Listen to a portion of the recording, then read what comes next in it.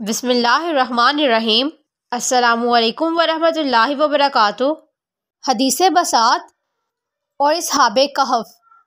حضرت امام جعفر صادق علیہ السلام نے اپنے آباء و اجداد سے نقل کیا ہے، آپ علیہ السلام فرماتے ہیں، ایک روز رسول اللہ صلی اللہ علیہ وآلہ وسلم کی خدمت میں حضرت سلیمان بن داؤد علیہ السلام کی چادر اور اصحاب کہف کا ذکر چھڑ گیا کہ آیا یہ لوگ زندہ ہیں کہ مر گئے؟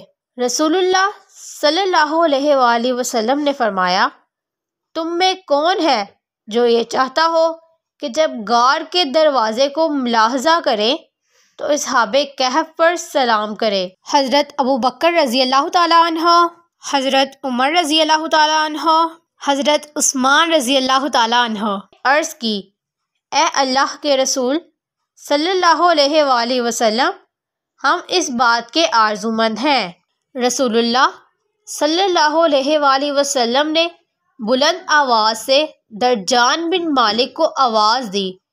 آواز کو سنتے ہی فوراً ایک نوجوان جو معطر کپڑوں میں ملبوس تھا آپ صلی اللہ علیہ وآلہ وسلم کی خدمت میں حاضر ہوا۔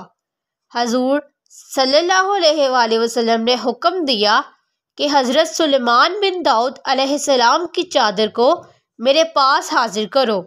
تھوڑی دیر بعد وہ نوجوان ایک سفید بالوں کی چادر جس کا طول و عرض دونوں 40 گز تھے لے کر رسول اللہ صلی اللہ علیہ وآلہ وسلم کی خدمت میں حاضر ہوا۔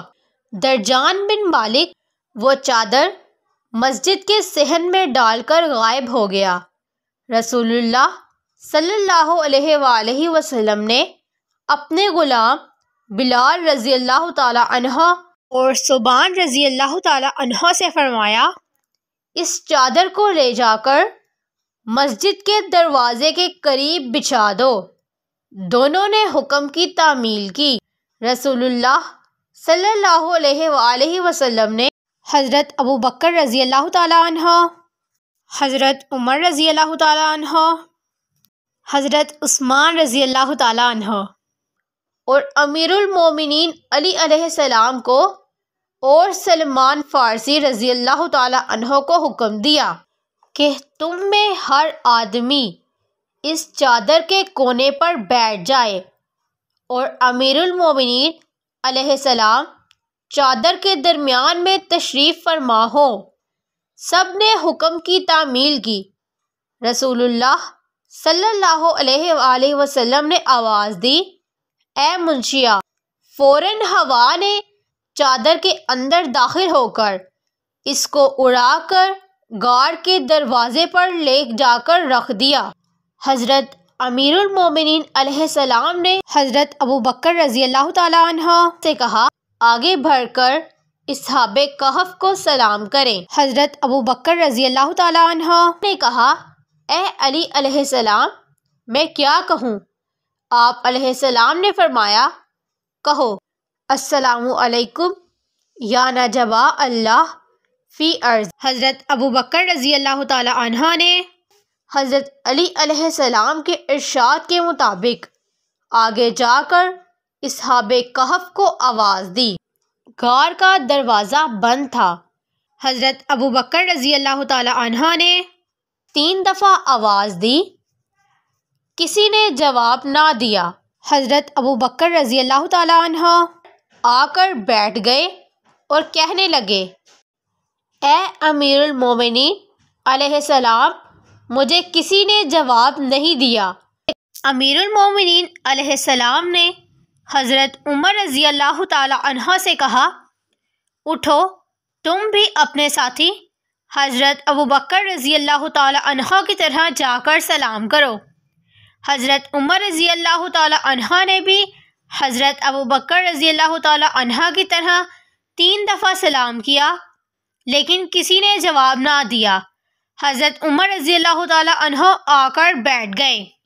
امیر المومنین علیہ السلام نے حضرت عثمان رضی اللہ تعالی عنہ سے کہا، تم اٹھ کر جاؤ اور اپنے دونوں ساتھیوں کی طرح جا کر سلام کرو۔ حضرت عثمان رضی اللہ تعالی عنہ نے بھی جا کر سلام کیا، لیکن حسب معمول کسی نے جواب نہ دیا۔ حضرت عثمان رضی اللہ تعالی عنہ بھی آ کر بیٹھ گئے۔ امیر المومنین علیہ السلام نے سلمان فارسی رضی اللہ تعالی عنہ سے کہا، جاؤ اور اصحاب کہف پر سلام کرو۔ حضرت سلمان رضی اللہ تعالی عنہ نے پہلے تینوں آدمیوں کی طرح جا کر سلام کیا اور غار سے ایک آدمی نے آواز دی، تم اللہ کے بندے ہو اور اللہ تعالیٰ نے تمہارے دل کا امتحان ایمان کے ساتھ لے لیا ہے۔ آپ کی ابتدا اور انتہا دونوں بھلائی پر ہے۔ ہمیں حکم دیا گیا ہے کہ سلام کا جواب سوائے انبیاء علیہم السلام اور اوصیاء کے اور کسی کو نہ دیں۔ ان سب کے بعد خود امیر المومنین علیہ السلام تشریف لائے اور آپ علیہ السلام نے فرمایا، اے اللہ کے منتخب، تم پر سلام ہو اور جو اپنے عہد پر قائم ہے، تم اچھے نوجوان ہو۔ یہ سن کر فوراً ایک جماعت نے کہنا شروع کیا، اے امیر المومنین علیہ السلام، اے سید المسلمین، اے امام المتقین، اے قائد ازل محجلین، خدا کی قسم وہ شخص کامیاب ہوا جس نے آپ علیہ السلام کو دوست رکھا، اور وہ آدمی گھاٹے میں رہا جس نے آپ علیہ السلام سے دشمنی کی۔ تم پر ہمارا سلام ہو۔ امیر المومنین علیہ السلام نے فرمایا، تم نے میرے ساتھیوں کو کیوں نہیں جواب دیا؟ کہنے لگے، اے امیر المومنین علیہ السلام، ہم زندہ ہیں، ہم نبی صلی اللہ علیہ وآلہ وسلم اور وصی کے سوا کسی سے کلام نہیں کرتے۔ آپ علیہ السلام پر سلام ہو اور آپ علیہ السلام کے بعد آنے والے اوصیاء پر سلام ہو۔ ان حضرات کے ذریعے اللہ تعالی حق کو ظاہر کرے گا۔ یہ کہہ کر اصحاب کہف خاموش ہو گئے۔ امیر المومنین علیہ السلام نے ہوا کو حکم دیا کہ وہ چادر کو اٹھائے اور مدینہ میں پہنچا۔